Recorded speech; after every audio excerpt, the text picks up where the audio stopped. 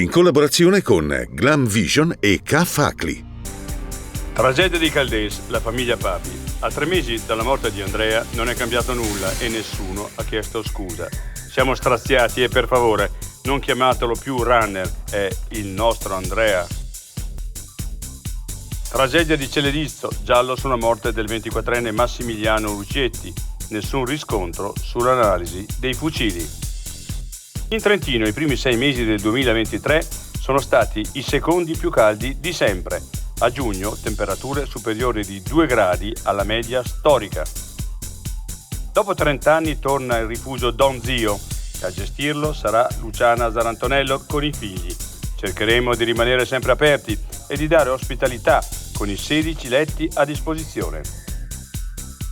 La nuova Fiat Topolino tra stile retro e spinta elettrica. L'influencer trentino Marco Consoli nella campagna di lancio del quadriciclo. Angela, sono tornato. Come ogni anno!